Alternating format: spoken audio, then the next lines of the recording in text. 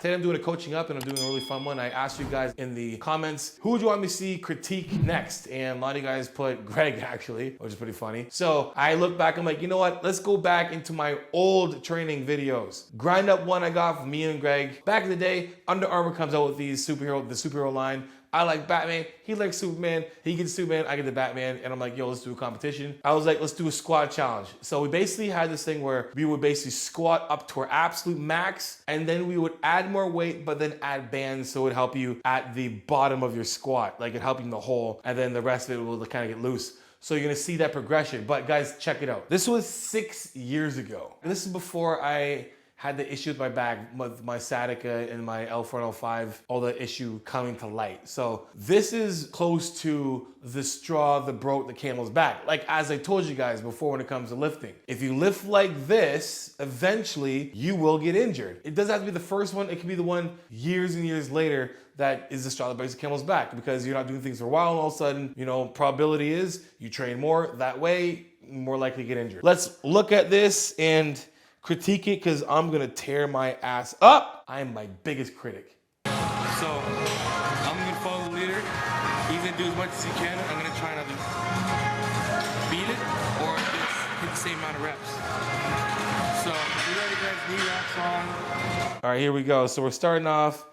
Now I want you guys to watch this. So check out the depth and check out the my stance.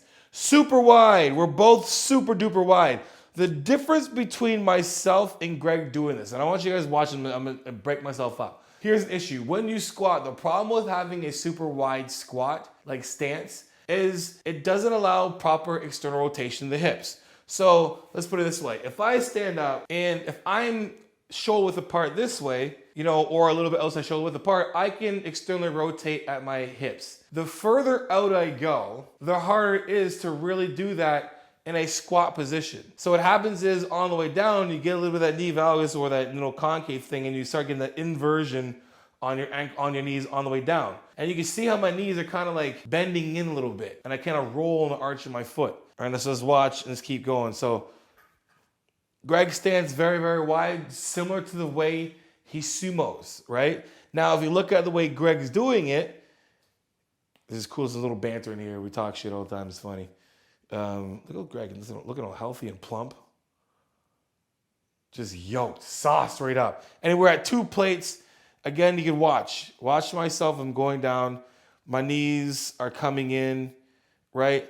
Now, when we talk about, now I've coached up before, the difference between squatting and hinging. We are both hinging and not squatting. You're like, what do you mean?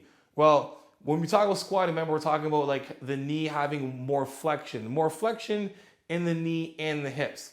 So when it comes to this, if you look at Greg's squat, his shins basically almost still straight. Same with mine. Now my back, now if you look at me, the reason why my back is ended up being the way it was is you can see the way I'm squatting. I got a crazy little dotted curve here, and then you can look at my stomach at the top. It's not engaged. No belt, stomach not engaged. My core is not engaged. So I'm doing these squats with this crazy little dotted curve. I get a little more knee flexion, which is gonna make my hip have more flexion, which is gonna cause more of that pelvic tilt at the bottom. So if you watch my squat, my butt's going eat, eat, and it's just going down fast. It's just going voop, voop, voop, and putting pressure on that L4 and L5, that lumbar spine that's sitting there right here, just right here in the back. So we're warming up. So like, we warm up our weight. We go for like basically a pyramid all the way up into the weight we can't do. And then we put on the bands. So we are. Happens after that. And keep on par with Don himself. Great Doucette, world-class powerlifter. We talk shit all the time. All the time. All right, here we go. And so Greg's got 4 plates on right now. We both got 4 plates. Now you can see my squat, right? You can see my hips banging forward. My pelvis underneath is twitching underneath. We'll go back to it again. Now we're sitting, now remember, we're adding more weight. The more weight that goes on that bar, the better your form needs to get. I'm not saying that when you start, you should have weak form.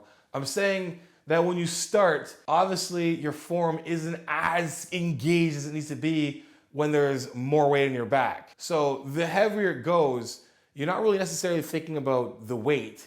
You're thinking about how perfect you can get in position to push that weight up and down. So right now we got 1, 2, 3, 4, 5 plates and a 10.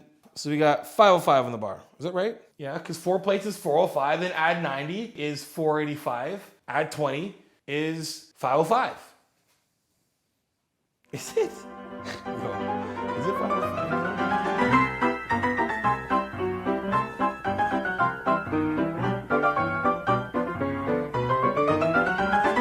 515. All right, man, so we got 515 on the bar. All right, so here's Greg.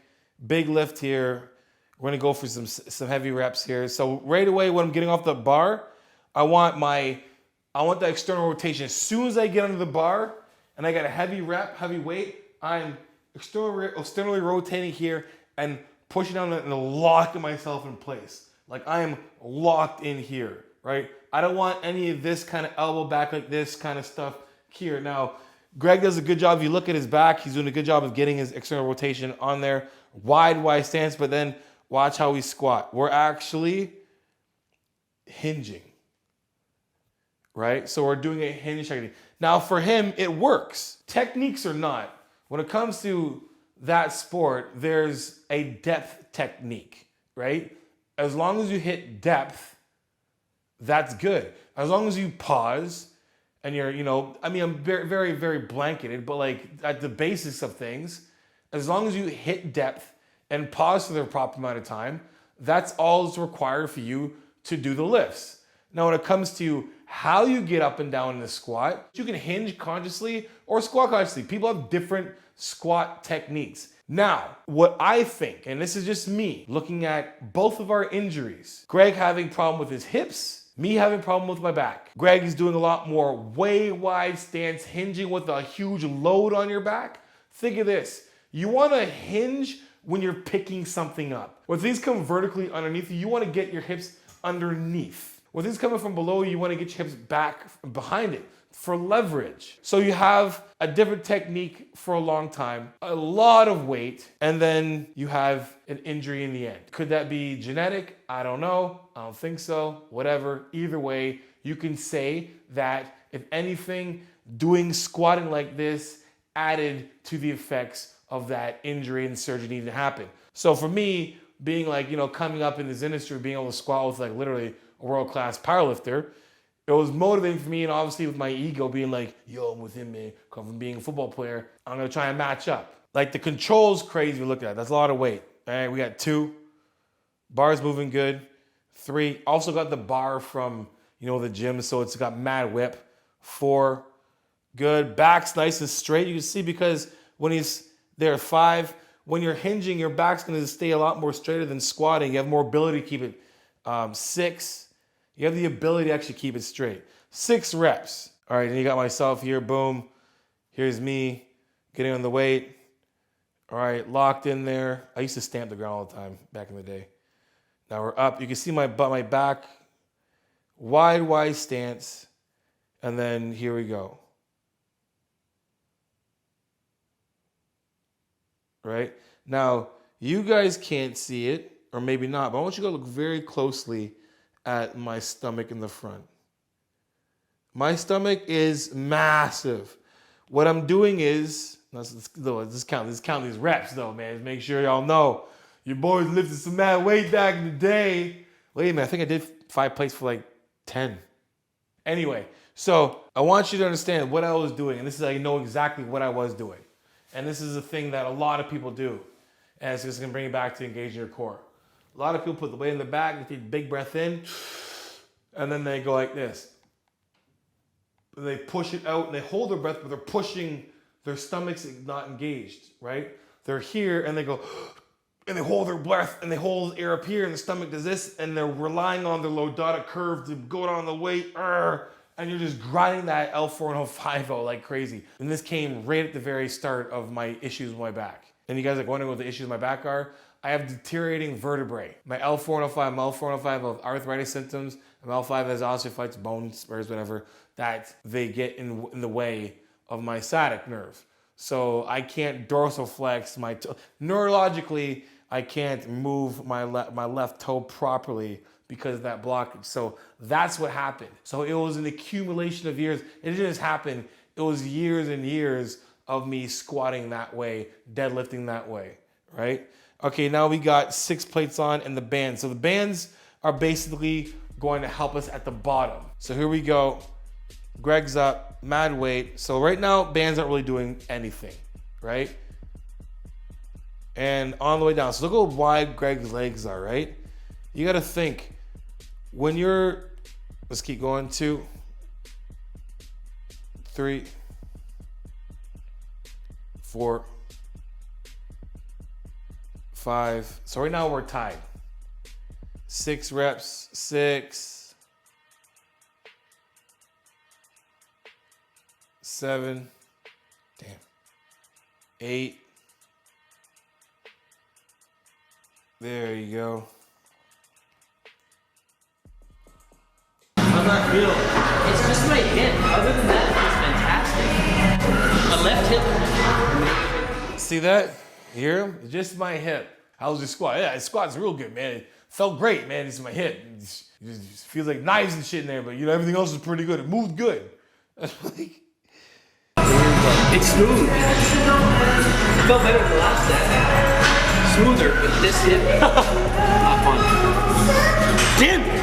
all right, so I gotta match him in weight. So here we go. All right, so we go. Weight's back. I remember this because I felt like Greg, like I got mad stamina. So here we go. First one goes up.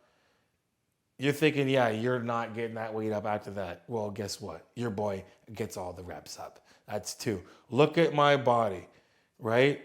3. Look at my externally rotate. See my elbows? They're back. All that weight sitting on my back, sitting my lats aren't engaged as much. My lower back is taking the load. You can see my knees are caving in, right? All that setting up that chain reaction of instability right to my lower back, right? And I got the reps. Anyway, so there you go. You can see, you know what I mean? Like all the wrong in both of our lifts, but they worked. And that's the thing that I want to make the biggest point is that Greg's world class, and he is, because he can squat that weight like that, and that counts. He's not squatting wrong. He's not squatting optimally in the realms of the definition of a squat. That kind of squatting will result in injury. That kind of squatting resulted in injury for both of us. So when it comes to it, you know, how could our squat could have been a lot more optimal? Obviously, me narrowing my stance more, getting the ability to actually externally rotate, not letting that knee valgus or knee concave, that kind of like submissive look you get when your knees are kind of like this. You're kind of like, hey guys, look at him, this is me.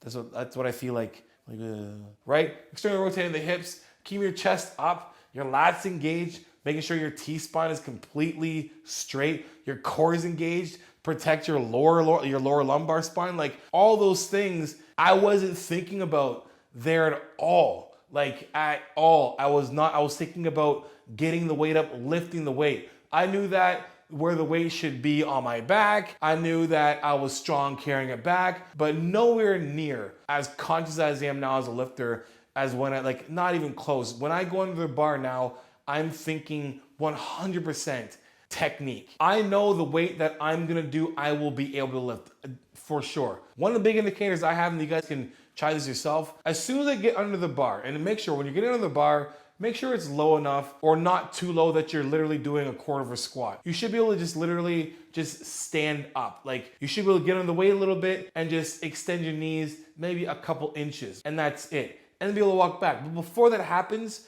you should be able to get in that bar, get underneath, get set, and once you lock in those lats, boom, let them sink in. At that point, that's when I know, like, this weight's easy, because I know that my torso can hold it. That's the secret of a strong squat, is this part here. Obviously, mobility in your hips, strong legs, yes, I get it. But you can have the strongest legs in the world and the weakest core, and your squat will be terrible or won't be as optimal as it could be or should be. There you go, guys. Me tearing up myself and Greg. We're trying to give you guys information to avoid the mistakes that we have made. Now, has Greg made a mistake for doing what he did and crushing records? No. Greg consciously took that route, doing a sport that has high risk of injury. Just trying to help you guys out, give you that transparent truth, let you guys get away.